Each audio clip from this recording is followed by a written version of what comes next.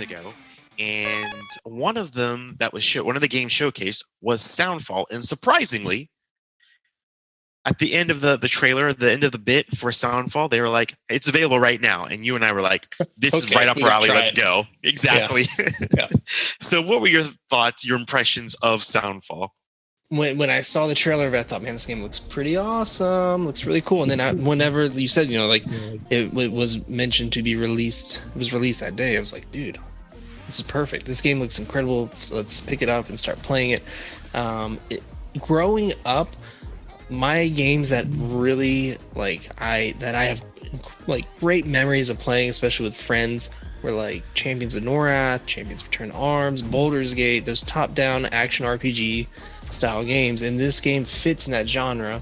Of course, it's not fantasy related as far as like Lord of the Rings-esque, but it is. It's an action RPG with a twist, and the twist is that your moves in the game, your dashing, your attacks, are based off the rhythm of the songs that are playing in the level, and that is such a unique and original idea for a genre that has been around for such a long time. And when I saw that, I thought, man, we have definitely got to try this out. Definitely an original idea. What about you? What were your thoughts on it? So rhythm-based games usually are from, and I'm going to just drop a name here. It's another indie dev, Harmonix. Like your Rock Band, Guitar Hero. They have a couple of other rhythm-based games out there as well, and I feel like that they do it really well. But other developers tend to stay away from rhythm-based games for whatever reason. And so when I saw it, I'm like, I have to play this because the rhythm-based genre, there's just not a whole lot out there. If you like music, if you like just rhythm-based games in general, and I love this game. I will say, if you don't have rhythm, it's going to be very hard for you to play this game. Yes. Because for you to do anything other than move, for you to shoot, which is what you're doing basically, you're just shooting enemies most of the time. You have to do it within the beat of the music, and if you don't have rhythm, you're just not going to. Even if there is a visual cue, not just an audio cue, basically, I guess, if you can catch the beat. There's an audio cue, so if you are not a rhythm-based person, you can go by what's like you see on screen. Yeah, what's they call the metronome on the screen, I believe. Yeah, and if you still have a hard time with that, I don't know what to tell you, but but I had a ton of fun with this game. This game, I wasn't too engrossed with the story, but I love the animated cutscenes. I thought they were beautifully done, and the music. Yes, is fantastic. And it's all, some of it's original, but a lot of it is licensed indie music, which I thought was even cooler. Yeah, and to vocalize on that, the basic story is you are this girl that gets sucked into this other dimension, per se, other type of universe, where you are at this overworld, much like Mario World style type of gameplay, and this enemy is taking over this world. They're called Discordians, and you are to fight off the Discordians. And each section of this overworld is a genre of music. So you got subworlds within each part, and it's all a particular genre of music. So the first one's like techno, second one's rock and roll, I think the third one's classical, and so on. And they're all, like Carrington said, they're all indie. Some are original, the others are from indie artists. And each song is different. I found there were songs that I loved. There's other songs that I was rushing to get through the levels so they could be over with. But it was a very fun take on the game. With that said,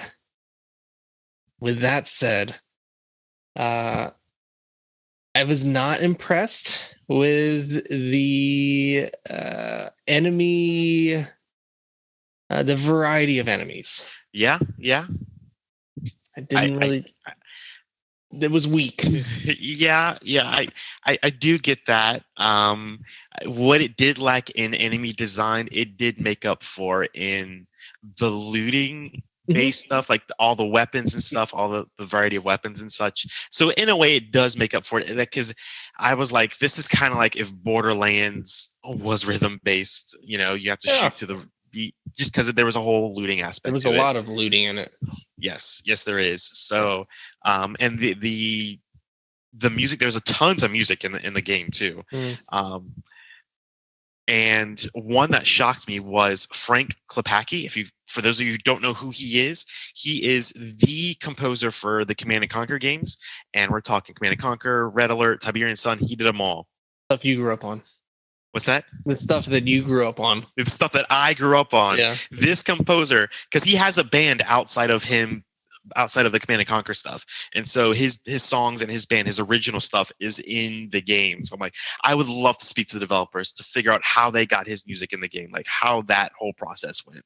I thought that was so cool. But yeah, the enemy designs, there's just your basic. You got your little grunts or whatever. You got a couple tanky ones and just some weird ones that outside of that you see every once in a while, and that's pretty much it. So you're right, there wasn't a whole lot there. A lot of variety. There was a lot of variety in loot. I appreciated the weapons being instrument themed weapons. Very cool.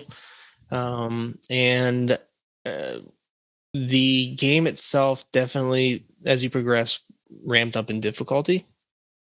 And at least for me, and I noticed that I had an opportunity to play couch co-op with a buddy. Okay. And I was wondering how that was, because I didn't get a chance to do that. I couldn't tell if the difficulty in the couch co-op went up significantly, or if it was the fact that we were playing a rhythm-based game and I keep hearing my controller vibrate and his controller vibrate, and as the controllers are vibrating and we're both trying to mash buttons and we're missing our beat. Like, I'm wondering if that kind of played a role into us getting killed so much. Because I feel like whenever I heard him mash buttons, I was trying to mash buttons, in unison with him, and it definitely threw us off. We had a pretty difficult time getting through 2 levels together in the game. Not the first 2 levels. We jumped in kind of in the middle of the game, but still, it felt a little off. Sure. I do wonder that, because a game I do kind of want to compare it to is Crypt of the Necrodancer, or its side game Cadence of Hyrule, because they're both the same game, same developer, where even to move and attack had to be done, was all rhythm based. And the same thing, I didn't get a chance to play Soundfall with co-op, but with Cadence of Hyrule, I did, and I ran into that same exact issue. So I do wonder if playing just with another person just makes it harder, because you're doing a whole lot anyway.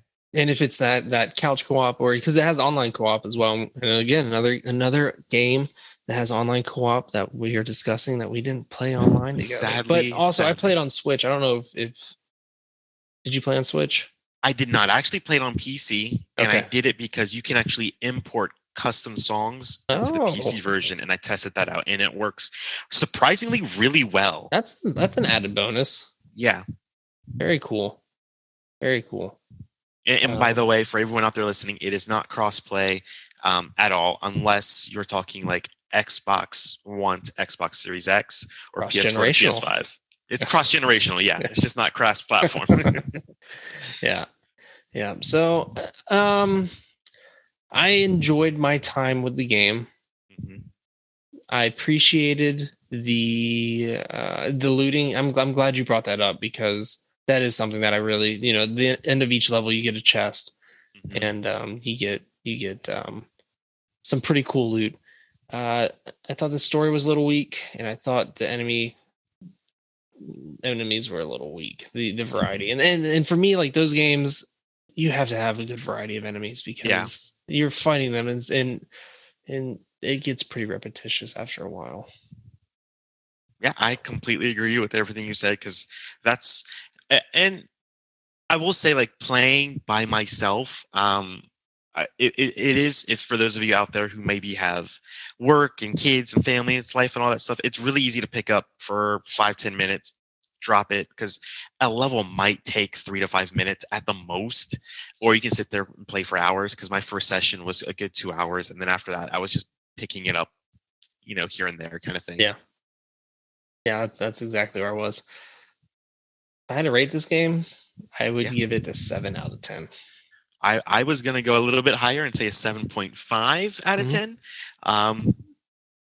I do really enjoy this game.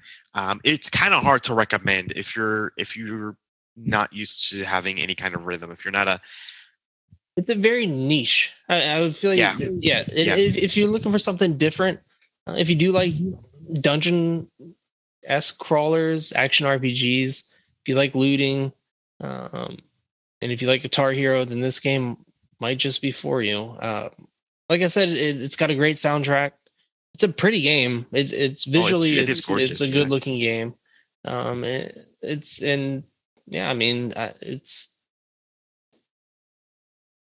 and the cutscenes are hand-drawn animated, which is, and they are glorious. That was another reason why I had to pick it up, because I just don't feel like we see enough hand-drawn animation anymore. Yeah. Oh yeah. Yeah, for sure. But it's like Carrington said, it's on Nintendo Switch, Xbox Series X, PS4, PS5, and I think Xbox One as well, and PC. I think it's basically on all platforms. Yep. So if this is something that interests you and you're looking to get it, you have no excuse to not. So yeah, that's our review of Soundfall.